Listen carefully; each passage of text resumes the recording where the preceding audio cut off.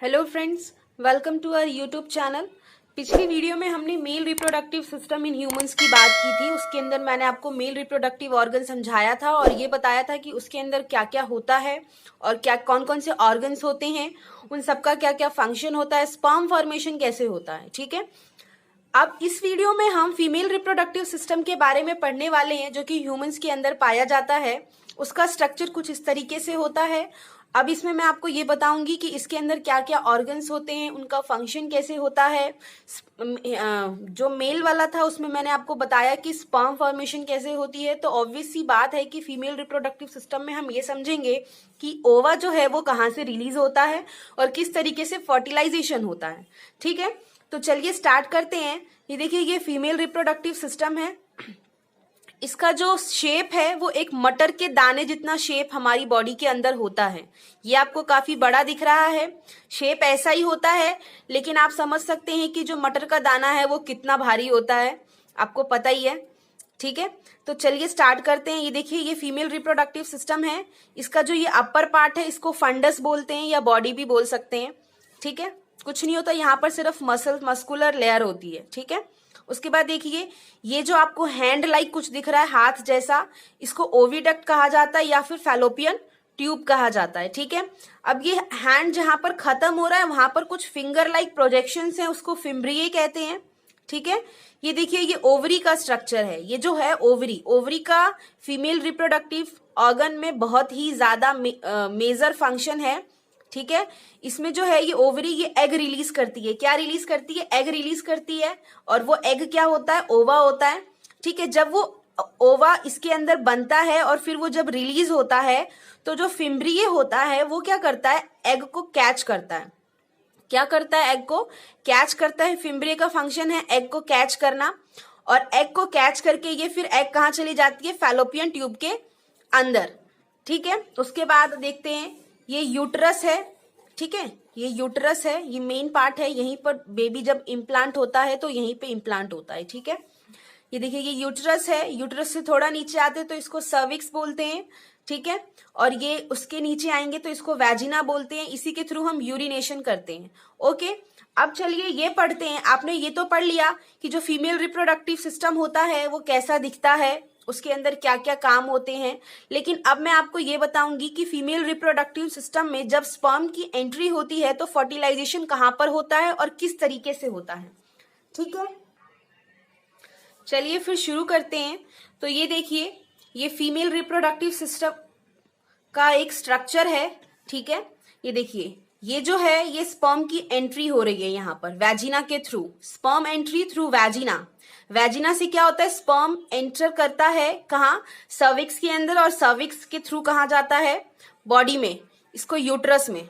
ठीक है, अब देखिए, स्पर्म जो है वो एंटर कर चुका है और अब वो मूव कर रहा है। आपको पहले ही मैंने बताया था कि स्पर्म की जो होती है मोटिलिटी, यानी कि उसके पास टेल होती है, वो उसको मूव करने में या स्विम करने में जो है हेल्प करता है। ठीक है, तो ये देखिए, अब ये कुछ इस तरफ भी जा रहे हैं, इस फैलोपियन ट्यूब की तरफ भी, और कुछ इस तरफ भी जा रहे हैं। ठीक है, तो देखिए, यहाँ पर ये जो स्पर्म है वो आ चुका है और ओवा जो है वो एग रिलीज कर चुकी है, और ओवा अब कहाँ पर है? फैलोपियन ट्यूब के अंदर। ठीक है, तो यहाँ पर होता ये है कि जो स्पर्म सबसे पहले आकर के एग को फ्यूज कर देता है, ठीक है, उसी टाइम क्या हो जाता है? फर्टिलाइजेशन हो जाता है। इसी प्रोसेस को बोलते हैं फर्टिलाइजेशन।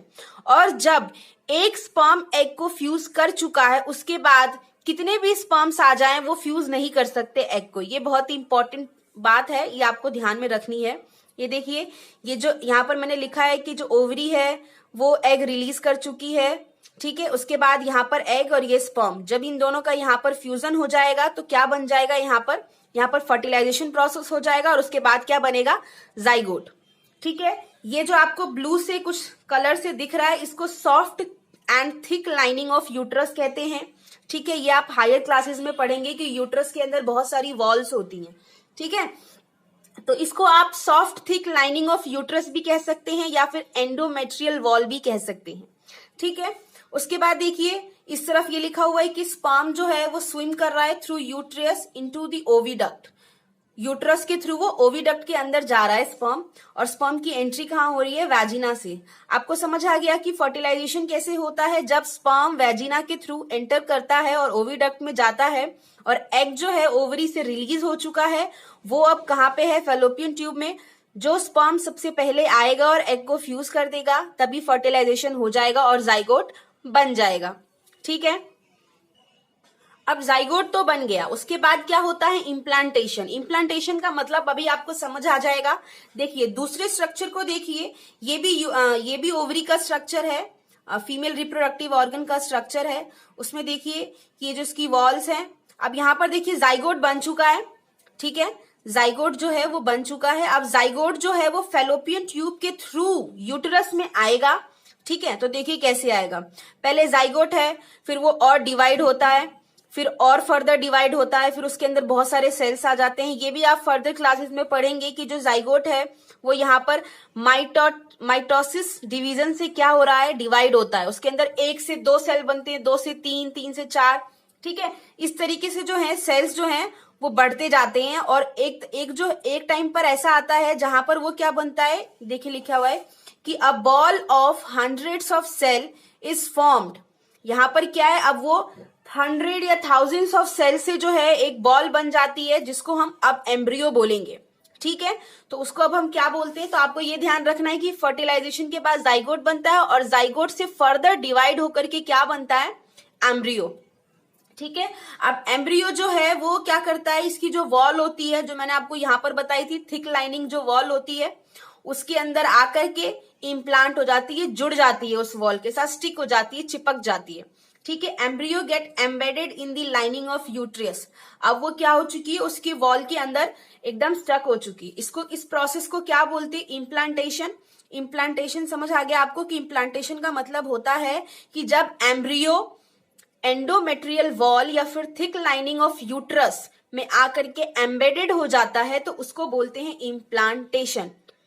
ठीक है, अब यहीं पर क्या होगा, इम्प्लांटेशन के थ्रू बेबी यहीं पर पूरे 9 मंथ जो है, ह्यूमन की बात कर रही हूँ, ह्यूमन का जो गेस्टेशन पीरियड होता है वो 9 मंथ का होता है। अलग अलग एनिमल्स में ये वेरिएशन करता है। ठीक है, सभी में 9 मंथ नहीं, किसी में 22 मंथ का होता है, किसी में 11 मंथ का होता है। ठीक है, तो अब ये यहाँ पर इम्प्लांटेशन इसको कहते हैं। अब हम एक और टॉपिक पढ़ने वाले हैं जिसको बोलते हैं मेंस्ट्रुएशन। ये भी फीमेल के अंदर ही होता है, उसके रिप्रोडक्टिव ऑर्गन में। ठीक है, तो देखिए इस प्रोसेस को बोलते हैं मेंस्ट्रुएशन। मेंस्ट्रुएशन का मतलब है कि ये जो है सेक्सुअल साइकिल है, सेक्सुअल साइकिल इन फीमेल, या फिर ये कह लो ह्यूमन फीमेल।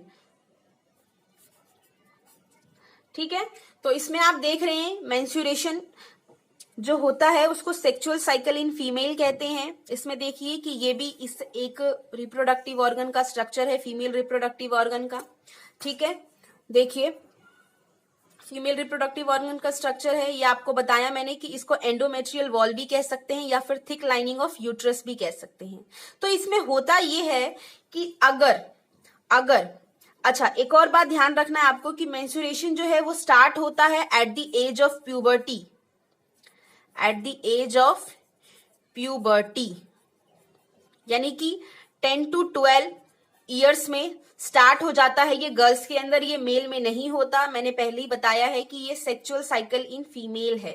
ठीक है, तो देखिए मेंस्ट्रुएशन में होता ये है कि जो एंडोमेट्रियल वॉल होती है, ठीक है, ये जो वॉल है, ये वॉल, और जब स्पर्म एंटर नहीं करता, एग तो रिलीज होता रहता है। जब मैंने बताया कि 10 से 12 साल में क्या होती है, जब कोई भी गर्ल जो होती है वो 10 या 12 साल की हो जाती है, तो उसके अंदर क्या होती है, मेंस्ट्रुएशन स्टार्ट हो जाती है। तो मेंस्ट्रुएशन में क्या होता है,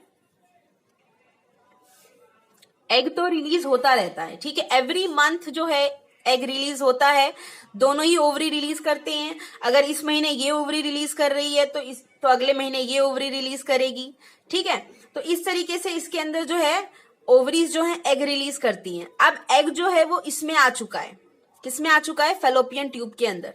क्या है ये, फैलोपियन ट्यूब के अंदर जो है अब एग आ चुका है। तो अगर अब अगर इसके अंदर स्पर्म की एंट्री नहीं होती है तो एग फर्टिलाइज नहीं होगा।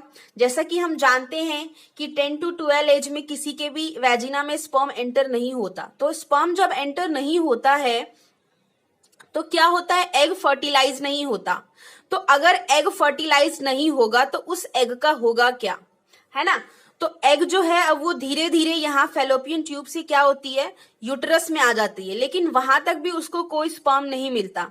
तो जब अगर उसको कोई स्पर्म नहीं मिलता है तो वो क्या होती है, रप्चर हो जाती है, टूट जाती है, डीजेनरेट हो जाती है, ठीक है। और उसके साथ साथ ये जो एंड्रोमेट्रियल वॉल होती है, जिसके अंदर जो मैंने बताया था अभी कि एम्ब्रियो जो है आकर के क्या होता है, वहां पर स्टिक हो जाता है, एम्बेडेड हो जाता है। अगर उसको भी कोई एम्ब्रियो ना मिले तो ये जो वॉल होती है ये भी टूट जाती है, डीजेनरेट हो जाती है और बहुत सारा ब्लड का जो लॉस होता है, ठीक है। तो ये देखिए दूसरे वाले डायग्राम में आपको क्लियरली समझ आ जाएगा। यहाँ पर देखिए क्या हो रहा है कि ये जो वॉल है एंड्रोमेट्रियल वॉल, और जो यहां से वो आया है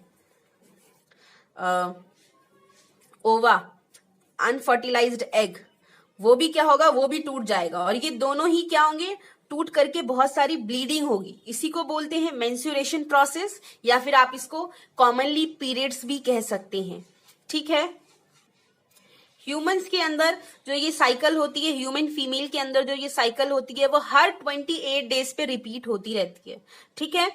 नेक्स्ट वीडियो में हम पढ़ने वाले हैं कि जो बर्थ कंट्रोल के मेथड्स क्या क्या हैं, ठीक है। और इस वीडियो को देखने के लिए थैंक यू।